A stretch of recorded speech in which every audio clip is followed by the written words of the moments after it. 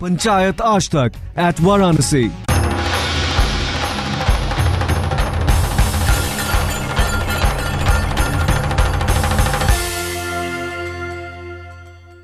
इस चर्चा की शुरुआत मैं मेयर साहब से करना चाहती हूँ।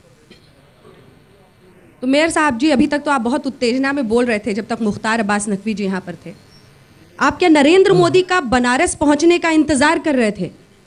तब विकास शुरू होगा, तब सड़कें चमकेंगी, तब उन सीढ़ियों को राहत मिलेगी, तब उन शिवालयों को शांति मिलेगी, जब साफ सफाई सुएज से लेकर, ठीक है, सवाल सुन लीजिए, तब काम शुरू करेंगे नरेंद्र मोदी के आने के बाद। जहाँ तक विकास की बात है, विकास एक निरंतर होने वाली प्रक्रिया है। विकास कहीं भी विकास की गति रुकती नहीं। और जहाँ तक काशी के विकास की बात है, भारतीय जनता पार्टी चाहे मेयर रहे हो, विकास हुआ है, लेकिन जो विकास काशी को चाहिए उसके लिए कुछ मजबूरियां भी हैं। जैसे 74वां संविधान संशोधन का लागू न होना, अधिकार विहीन नगर निगम होना, केंद्र सरकार द्वारा जेएनयूआरएम में 2007 में एक योजना पारित की गई जिसमें कि शहर का विकास के लिए उसमें नगर निगम की कोई भागीदारी नहीं होना। अब आप एक कल्पना करेंगी, मैं 20 जुलाई 2012 को मैं मेयर हुआ। मैं मेयर बनने के बाद नगर निगम में अपने परिसर को देखने गया 30 जुलाई को। मैंने वहाँ घूमा, स्टोर में 2 मशीनें खड़ी थी, स्वीपिंग मशीन। तो मैंने पूछा, ये मशीन जो 2 पड़ी है, ये तो machine sweeping, road sweeping machine लग रही है, हमारे यहाँ तो ऐसी सड़कें नहीं हैं। उन्होंने कहा कि ये 2007 में जब योजना स्वीकृत हुई तो केंद्र से जो है हमको ये सूचना मिली कि आपके यहाँ सड़क हो चाहे ना हो, लेकिन ये 2 मशीन आपको लेनी है। जहाँ जहाँ जेएनयूआरएम के पैसे गए वहाँ ये मशीन।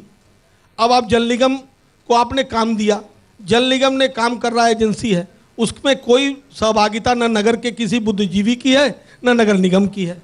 अभी एक टूरिज्म के ऊपर एक केंद्र सरकार ने बैठक बुलाई बनारस, दिल्ली में। अखबार में मैंने पढ़ा, उस बैठक में केंद्रीय सचिव, ठीक है, केंद्र सरकार की योजनाएं होना चाहिए, प्रदेश की सचिव भी होना चाहिए क्योंकि पैसा प्रदेश में आना है। नगर से किनको बुलाया गया? म्युनिसिपल कमिश्नर को और कमिश्नर को। म्युनिसिपल कमिश्नर कोई परमानेंट पोस्ट नहीं है, कमिश्नर कोई परमानेंट पोस्ट नहीं है। वो नगर के पौराणिक स्थिति पे, नगर में कहाँ गल्ली में विकास हो। नहीं, आपकी बात हमने सुन ली। आप तो केंद्र ने क्या क्या किया अभी तक वही गिना रहे। नहीं, केंद्र नहीं, हमने कहा। और जहाँ तक आपकी कमी होती है बहस में, इसलिए मुद्दे पर चर्चा होनी चाहिए। हमने विकास, जब से मैंने विकास जितना हो सकता था, जो हमारे साधन थे, उस पर हमने किया, प्रयास किया, और ईमानदारी से प्रयास कर रहा हूँ। और इस बात का मुझे अपने ऊपर कि मैंने जितना काम अपने ईमानदारी से नगर की जनता की जो भलाई हो सकती थी, सीमित साधन मैंने प्रयास करने का प्रयास किया। मेयर साहब, क्या बदल जाएगा नरेंद्र मोदी के आने से? जादू की छड़ी आ जाएगी? ये मुसीबतें तो तब भी रहेंगी फिर। देखिए, तो फिर तो हथियार डाल दीजिए। नहीं, मुसीबतें बदल नहीं जाएंगी, सरकारों की प्रवृत्ति। उत्तर प्रदेश सरकार में मैं मेयर बनने के बाद अखिलेश यादव जी से 2 बार मिला। मैंने एक बार लैपटॉप बांटने कार्यक्रम था, सपा कार्यक्रम था, लेकिन विकास की बात थी, मैं उनसे मिलने गया, उस मंच पे मिलने गया। मैंने एक योजना बनाई, मेरे पास कागज भी है। कमलनाथ जी ने एक बैठक बुलाई दिल्ली में, इनोवेशन पे, अकाउंटेबिलिटी पे और इम्प्रूवमेंट पे। मैं उसमें गया, मैंने उन्होंने जो जो प्रस्ताव दिए कि मैं लोकल सेल्फ गवर्नमेंट को मजबूत करूंगा, मैंने उनको 3 बार, सेन पित्रोदा ने बैठक बुलाई, मैंने 4 बार चिट्ठी लिखी। मैंने कहा आप विकास वन साइडेड कर रहे हो, एक तरफा ब्यूरोक्रेसी जो नियम बना रही है, वो तंत्र जो है बिल्कुल हावी है, लोग कहीं भी दिखाई नहीं पड़ता, अधिकारी जो मनमाने ढंग से कर रहे हैं जी। इस तरीके से मैंने सारी बातें कही। अब मेरे पास नगर निगम का इतना अधिकार तो नहीं है कि मैं संशोधन, 74वां संविधान संशोधन लागू नहीं है जिसमें कि सारे अधिकार मिल सके। और जहां तक आप विकास की बात करती हैं, विश्वनाथ गली में 22 साल से सीवर बह रहा था, और जो है उस गली में लोग जाते थे अपारनाथ मठ के पास। मैं 4 साल से बाबा का दर्शन रोज करता हूँ। मुझे लगा कि नहीं, बाबा ने मुझे मेयर बनाया। मैंने एक बार बैठक बुलाई, मैंने अधिकारियों ने कहा कि 20 फुट 6 फुट की गली है और 20 फुट गहरा सीवर है, इतना ऊंचाई पे है, मकाने गिर जाएंगे। लेकिन मैंने दोबारा बैठक बुलाई, हमने कहा बाबा ने मुझे मेयर बनाया, इसको काम करो। हुआ, आज वो गली बन गई। ऐसे जहां तक हो सकता है जो प्रयास मेरे साधन हैं हमने किया। और नरेंद्र मोदी जी की जहां तक देश की जनता ने गुजरात में जो विकास हुआ, 24 घंटा बिजली। बाबा ने आपको मेयर बनाया है, इसी बहाने एक दो काम आपने कर दिए। नहीं, दो काम नहीं, हर काम का पूरा चिट्ठी लिखी है, ये सारी चिट्ठी है। बाबा ने मेयर बनाया तो दूसरों को भी सुन लीजिए। मिश्रा जी आएंगे आपके पास। मिश्रा जी, 5 साल तो आप भी रहे, आपने भी कुछ नहीं किया, तो फिर इधर उंगली कैसे दिखा सकते हैं? मैं अभी बता रहा हूं मैंने क्या क्या किया है। मैं 3-4 मिनट में मैंने क्या किया है मैं वो बता दे रहा हूं। पहले आप उसे सुन ले, फिर इन लोगों ने क्या किया है उसे भी मैं बता दे रहा हूं। मेयर साहब हमारे बड़े अच्छे दोस्त भी हैं, भाई भी हैं। मेयर बनने के बाद इन्होंने एक काम किया जो अभी बताया है कि विश्वनाथ जी का 4 साल से दर्शन करना शुरू किया। इसका मतलब कि उसके पहले दर्शन नहीं करते थे, ये मैं नहीं कह रहा हूँ, लेकिन इन्होंने जो कहा उस पर मैं बोल रहा। अभी आपने कहा कि 4 साल से पहले दर्शन करना शुरू किया। ये इस बनारस में 1952 के बाद से सिर्फ एक आरोपी था जो लहरतारा के पास है। मेरा सौभाग्य है कि मुझे 5 साल वक्त मिला। उस 5 साल में मैं सिर्फ सांसद था। अभी मैं सुन रहा था नकवी जी को, वो कह रहे थे कि सांसद निधि से जो काम होता है उस काम को जोशी जी ने कराया। मैं भी एक सिंपल सांसद था। बनारस में 2004 से 2009 के बीच में 3 फ्लाईओवर आज दिखाई पड़ते हैं, लोग उस पे चलते हैं। वो यहाँ बैठा हर व्यक्ति जो मेरा विरोधी भी होगा वो देख सकता है। इस बनारस के अंदर आप आई होंगी जहाज से, एयरपोर्ट आपने देखा होगा। मेरा सौभाग्य है कि उस एयरपोर्ट को इंटरनेशनल एयरपोर्ट बनवाया, और एयरपोर्ट कितना खूबसूरत बना है वो यहाँ से दिखाई पड़ता है। मैंने बनारस के हाजियों के लिए हज की फ्लाइट चलवाई, जो पूरे हिंदुस्तान में 2004 से 2009 के बीच में एक अकेला स्टेशन था जहाँ से हाजी सीधे जज्जा जाते थे। उस काम को मैंने किया है। BHU के अंदर हॉस्पिटल था, वो अपग्रेड होके एम्स हुआ। एम्स की पूरी प्रक्रिया एक सेकंड सर, नहीं मैं बता रहा हूँ। एम्स कैबिनेट ने मंजूर किया, प्लानिंग कमीशन ने उसे अब मंजूरी दी है। उसका प्लेस अभी भी नहीं तय हो पाया है। BHU का जो एडमिनिस्ट्रेशन है वो कहता है कि वो मिर्जापुर में बरकछा में बने, और बनारस और पूर्वांचल के लोग चाहते हैं कि वो BHU कैंपस के अंदर हो। आज की तारीख में सिर्फ उस पर यही विवाद है। हाँ। ट्रामा सेंटर बन के तैयार हो गया। बनारस के अंदर सारे कुंड हमने खूबसूरत बनवाए। मेयर साहब जहाँ रहते हैं उसके बगल में भी एक कुंड है, मैंने बनवाया। हमने सुन लिया, लेकिन जनता ने आपको नकार दिया 2009 में। जनता ने एक सच्चाई है, तो जाहिर तौर पर वो काम अधूरा रहा। उसको भी सर सबको बोलने दीजिए, उसको भी मैं बता रहा हूँ। जनता ने नकारा नहीं, बीजेपी ने यहाँ सांप्रदायिक चुनाव करवाया, फिक्स किया इलेक्शन। मैं हारा नहीं, काशी हार गई, और हिंदू मुसलमान के झगड़े में हिंदू जीता, मुसलमान। मैं चाहती हूँ कि अब आप इस चर्चा में शामिल आए, क्योंकि न्यूट्रल वॉइसेस, हालांकि ये एक ऐसे चुनाव है जिसमें हर कोई लगता है जैसे इधर खड़ा है या दूसरी तरफ खड़ा है। न्यूट्रल वॉइसेस बहुत कम सुनाई देती हैं, लेकिन फिर भी आपके पास आते हुए बनारस हिंदू यूनिवर्सिटी और अपने आप में एक प्रतीक वाराणसी की पहचान के लिए, ये जो संप्रदाय के आधार पर सब कुछ होता है और इसीलिए विकास एजेंडा ही नहीं रह पाता, सच है और कितना दम?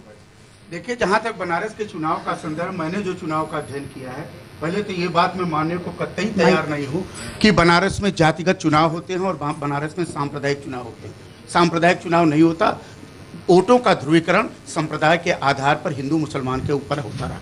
ये यहाँ की नंगी सच्चाई है। और जाति पर तो कभी बनारस में वोट पड़ा ही नहीं। जाति का लोग आकलन करते हैं, आकलन करने के बाद से जब चुनाव परिणाम होता तो जाति का समीकरण सब टूटे हुए दिखाई पड़ते हैं। आप 1980 से लेकर के 2009 तक के चुनाव का अध्ययन कर ले तो आपको साफ सामने आ जाएगा। मेरा संदर्भ दूसरा था। मेरा संदर्भ ये था कि हम इस हाई प्रोफाइल चुनाव में को हम इस तरह समझ रहे थे कि एक नया संस्कृति आई है, इंटरनेशनल मीडिया आई है, देश भर की मीडिया है, बनारस का मूल स्वरूप सामने आएगा। लेकिन मुझे इस बात का कष्ट है कि बनारस में जो लोग भी राजनीतिक दल के लोग बात कर रहे हैं या जो भी बाहर से या अंदर से कार्य करता है वो बनारस को नहीं जानते। इस बात का मुझे कष्ट रहेगा। बनारस को समझने की जरूरत है। बनारस में सिर्फ राजनीति कृपा करके ना करें, बनारस को समझ के राजनीति करें। बनारस में विकास कैसे विकास करेंगे? क्या इसको लंदन बनाएंगे?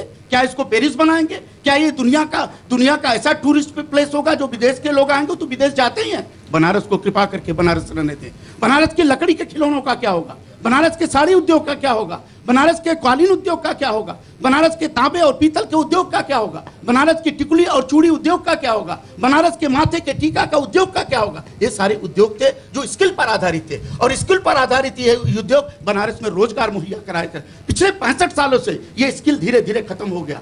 गंगा गहली हो गई, घाट गंगा छोड़ने लगी। पर्यटन क्या बनाएंगे आप? कौन सा पर्यटन क्षेत्र बनेगा बनारस? अगर बनारस को खत्म करना चाहते हैं तो पर्यटन क्षेत्र बनारस नहीं बन सकता। मेरा यह भी सुझाव है आपसे, इन सारे राजनीतिक दलों से कम बनारस मॉडल ऑफ डेवलपमेंट का विकास होना चाहिए। यह बनारस मॉडल ऑफ डेवलपमेंट सिर्फ शुद्ध भौतिकवाद के आधार पर आधारित न हो, आध्यात्मिक और यहाँ के संगीत के घराने को क्या हुआ? क्यों नहीं किशन महाराज दूसरा पैदा हो रहा है? क्यों नहीं बिस्मिल्लाह खां दूसरा पैदा हो रहा है? संस्कृत की स्थिति क्या है? संस्कृत के कॉलेज यहाँ बंद हो गए, यहाँ जो संस्कृत पढ़ने लोग आते थे अब कहाँ आ रहे हैं पढ़ने के लिए? सवाल ये है। इस सवाल को उठाने का काम कौन राजनीतिक दल कर रहा है? मेरा ये सवाल है। यहाँ का बुद्धिजीवी वर्ग सोया हुआ है, उसको पता ही नहीं कि बनारस क्या है। बनारस को बिना समझे, बनारस की पीड़ा को समझे, हाय हाय हु करने से बनारस नहीं सुधरेगा। बनारस में जो रहने वाले लोग हैं उनका दर्द समझने का काम करिए, ये मेरा आपसे सवाल है। कला प्रकाश के अध्यक्ष है, बहुत बड़ी बात कही आपने, तालियां होनी चाहिए इस बात पे। जो बनारस और बनारस की सियासत को आज भी अपने गालिब का इंतजार है, जो आए और इस शहर को बदलने की कोशिश करें। मैं कपूर साहब आपके पास आना चाहती हूँ। कला प्रकाश अध्यक्ष, बुद्धिजीवी सो रहे हैं, उद्योग दम तोड़ रहा है, ये है इनका आरोप, कहाँ है आप? नहीं, ये पूरी बात सच नहीं है। सब लोग अपनी अपनी तरह से लगे हुए हैं। मेयर साहब ने भी बताया, इन्होंने भी बताया, और वो प्रोफेसर हैं, हो सकता है BHU दम तोड़ रहा हो, वहाँ लोग बुद्धिजीवी सो रहे हों। लेकिन अभी तक तो जो लोग बात ही, हम चूँकि कला और इस क्षेत्र से जुड़े हैं तो हम अपनी बात ही ज़्यादा कहेंगे। और आप सभी लोग यहाँ विद्वान लोग हैं। मार्क ट्वेन ने जो कहा कि older than history, older than tradition, तो गंगा उससे भी पुरानी है। तो गंगा की स्थिति ज़रूर ख़राब है, ये आपने समझा। तो जो ऐसे गंगा की स्थिति है वही कला, संस्कृति और साहित्य की भी स्थिति है। किसी ने ध्यान नहीं दिया, तो अब उस पर ध्यान देने की ज़रूरत है। ऐसा नहीं है कि बुद्धिजीवी सो रहे हैं। हम लोग सभी लोग, अब यहाँ 3 लोग बैठे हुए हैं हमारे साथी लोग, हम लोगों ने बहुत बड़ा यहाँ पर जयपुर लिटरेरी फेस्टिवल के बराबर एक फेस्टिवल शुरू किया है। उसके हमारे 3 सहयोगी यहाँ बैठे हैं, आप सभी लोग हैं। बहुत बड़ा काम हुआ था, उसमें सभी लोग आए थे। आपके MJ अकबर जो हैं वो हैं, गुलजार साहब थे। बस दुर्भाग्य है कि उसमें सरकार का कोई भी सहयोग नहीं मिला, न प्रदेश सरकार का न केंद्र सरकार का। दुख तो इस बात का है कि जयपुर लिटरेरी फेस्टिवल को पैमाना बन गया, काशी पैमाना ना बन पाया। तो हम लोगों ने, अन्य शहर ये सोचे तो हम लोगों ने इसीलिए उसका नाम रखा था बनारस उत्सव कला साहित्य संगीत का संगम, और उसमें सब लोगों को शामिल किया था हम लोगों ने। तो हमारा ये कहना है कि लोग हैं, जागृत हैं, लोग करना चाहते हैं, लेकिन सरकार का सहयोग उसमें चाहिए हम लोगों को, वो बहुत ज़रूरी है। और ऐसा, और प्रदेश सरकार और दोनों सरकार मिल के काम करें इस तरह के क्षेत्र में। बाकी राजनीति है वो तो अलग अलग रहेंगे एक दूसरे को, अभी हम लोग ने सुना भी, लेकिन इस क्षेत्र में हम यही कहेंगे लोगों से। हमारे 3 सहयोगी यहाँ बैठे हैं जिन्होंने इतना बड़ा काम किया, जो आप नेशनल, आपके आज तक ने तो पूरी टीम ही आई हुई थी दिल्ली से उसको कवर करने के लिए। तो उस तरह के कार्यक्रमों में सहयोग करें हमारे। और कई से ट्रेडिशन हम लोग ने रिवाइव किए हैं। गुलाब बाड़ी जो कभी बंद हो चुकी थी, मीर रुस्तम अली ने शुरू किया था, वो बंद हो चुकी थी 150 साल, फिर हम लोग ने शुरू किया 15 साल से, उसमें सहयोग करें लोग। इस तरह का तो कला संस्कृति के क्षेत्र में कोई सोया नहीं है, काम बहुत हो रहा है, लेकिन उसमें सहयोग की जरूरत है। रह रह कर जाग रहे हैं, लेकिन कुछ पन्ने बीच बीच के छूट रहे हैं। फिर प्रोफेसर्स BHU की ही तरफ से कोई ऐसी पहल क्यों नहीं हो पा रही है? देखिए, BHU का जो रूप था पिछले 25 वर्षों से 20 वर्षों से लगभग मर रहा है। मुझे कहने में कोई संकोच नहीं है।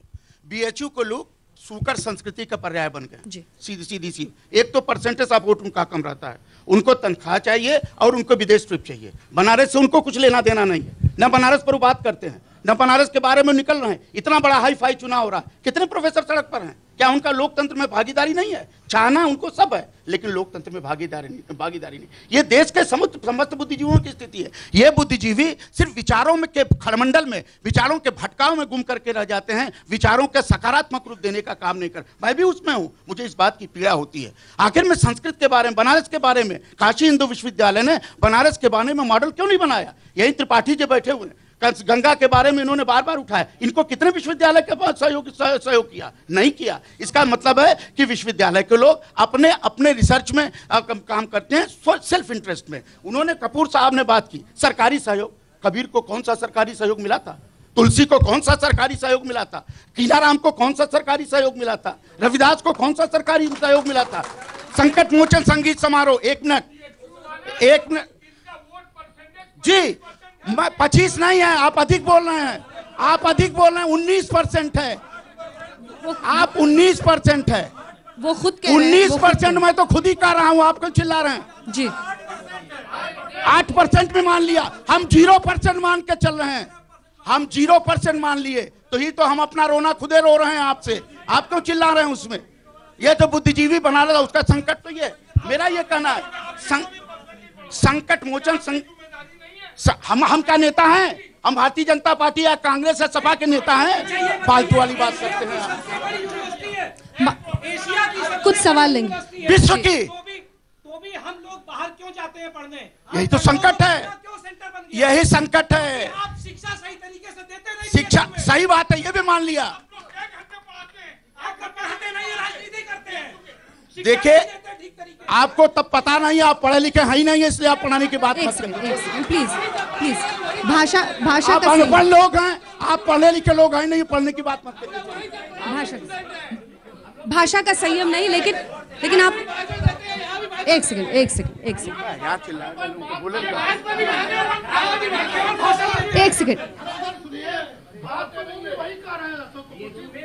बात मैं वही कह रहा हूँ, चिल्ला दूसरे रहे।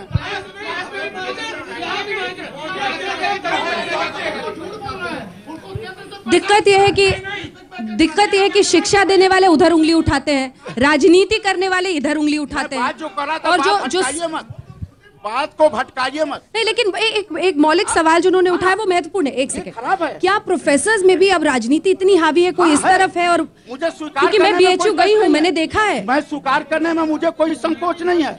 विश्वविद्यालय में प्रोफेसर्स में या अध्यापकों में राजनीति घर कर गई है, जैसे देश में घर कट्टर भावनाओं का गढ़ बन गया है बीएचयू। कट्टर भावनाओं का गढ़ बन गया है। विश्वविद्यालय में कट्टरता नहीं, भटकाव का गढ़ बन गया, विचारधाराओं के भटकाव का गढ़ बन गया। तो मार्ग नहीं, कोई जातिवाद नहीं। तो कौन वाइस चांसलर भेजता है? वाइस चांसलर कौन भेजता है? चिल्ला रहे हैं, झूठे ही आप चिल्ला रहे हैं। तो जैसे कबीर को सरकारी समर्थन की जरूरत नहीं थी, अगर प्रोफेसर हाथ खड़े कर देगा तो फिर नींव कौन रखेगा? मैं जो बात कर रहा हूँ जी, अरे नहीं, आप ये सवाल अच्छा उठा, रुकिए, इसका जवाब मैं देना चाहता हूँ। विश्वविद्यालय में मालवीय जी का एक सपना है, अखंड विश्वविद्यालय। आईआईटी बना करके 2 पावर सिस्टम वहां बनाया गया। वाइस चांसलर अलग है, डायरेक्टर अलग है। एम्स का मिलना चाहिए, लेकिन with in the frame of विश्वविद्यालय मिलना चाहिए। आईआईटी भी मिले, एम्स मिले, लेकिन उसका एक पावर सेंटर हो, वो वाराणसी कुलपति हो। या आप बांट देंगे तो विश्वविद्यालय खत्म हो जाएगा। इसको विश्वविद्यालय को बचाने की जरूरत है। जैसे शिक्षा का हब जैसे बैंगलोर और पूना बन पाए, वो बनारस क्यों नहीं? आपने खुद कहा आप संस्कृत पढ़ने के लिए लोग आते थे, क्यों नहीं आते हैं? गिरावट है तो कौन ठीक करेगा? कोई आसमान से आएगा? नहीं, इसके लिए योजनाएं ठीक नहीं, सोच की जरूरत है। मैं उसके लिए सोच की बात कर रहा हूँ। मैं सोच का बात इसलिए कर रहा हूँ कि संकट कर रहा है आपसे समारोह। ये कौन कहा कि सोनिया गांधी का संकट मोचन संगीत समारोह होता है, सरकार कौन सी मदद करती है? द्रुपद मेला होता है, सरकार कौन सी? आपसे किसने बोला है? सोच की जरूरत है। ना, आपसे किसने बोला है? इस तरह का प्रश्न यहाँ कर रहे हैं, आपसे किसने बोला है? आप कौन? अरे आप जानते ही नहीं है ना, दिक्कत ये आप कटे हुए लोग हैं। एक इस तरह आप किसी पे आरोप लगा रहे हैं, नाम बताइए। मिश्रा जी, आप नाम बताइए ना।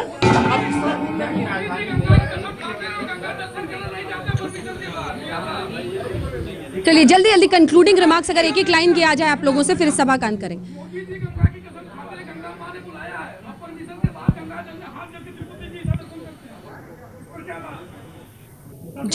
साले जानते ही नहीं है, ये दिक्कत कहाँ के लिए पूछे। इस पर मैं चाहती हूँ जल्दी से आप एक जवाब दे दें, जल्दी से। जो उनको गंगा जी पर जवाब देने की बात बोल रहे हैं, जल्दी से। गंगा माँ का सम्मान गंगा जल से नहीं, माँ गंगा हम लोग के, उनके पुत्र हम लोग हैं, इस धरती माँ के पुत्र हैं। अब गंगा माँ नरेंद्र भाई मोदी इस देश के अंदर, और आप जहाँ तक आप, या तो मैं जवाब दे दूं। गंगा माँ की जहाँ, ठीक है, आपके मन और विश्वास की बात है, वो बात कन्वे हो गई। मिश्रा जी जल्दी से कंक्लूडिंग। किस विषय पे? सवाल यही है कि जिम्मेदारी कोई लेगा, कोई तय होगा, पता चलेगा। आप भी अगर अजय राय को लाते हैं या फिर मुख्तार अंसारी को मसीहा बनने देते हैं यहाँ पर, तो सिर्फ और सिर्फ वोट बैंक की राजनीति के लिए, विकास मुद्दा नहीं। सुनिए, देखिए ऐसा है कि यहाँ कोई किसी को मसीहा नहीं बनाना चाहता। हर पार्टी की अपनी आइडियोलॉजी होती है, कैंडिडेट होता है, लोग उस कैंडिडेट का समर्थन करते हैं।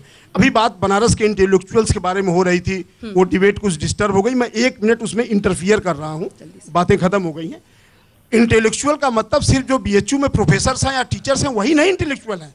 इस काशी के अंदर हर गली गली में विद्वान हैं, हर गली गली में इंटेलेक्चुअल्स हैं। आप कबीर चौरा एक मोहल्ला है, उस मोहल्ले में जितनी पान की दुकानें हैं, कोई भी सामान्य सा व्यक्ति वहां चला जाए, वो जो बनारस की भाषा है मैं उस पर बोल रहा हूँ, वो गमछा पहने रहेगा और हर पान की दुकान पे एक एक पद्मश्री मिल जाएगा आपको बैठा हुआ। वो मोहल्ला है। ये बनारस का, ये जो बनारस का जो मूल स्वरूप है, ये स्वरूप है। इसी के साथ इस चर्चा का अंत करना पड़ेगा। एक सेकंड, और इसे किसी सरकार ने नहीं बनाया है, ये बनारस की रगों में है, ये काशी वासियों की रगों में है।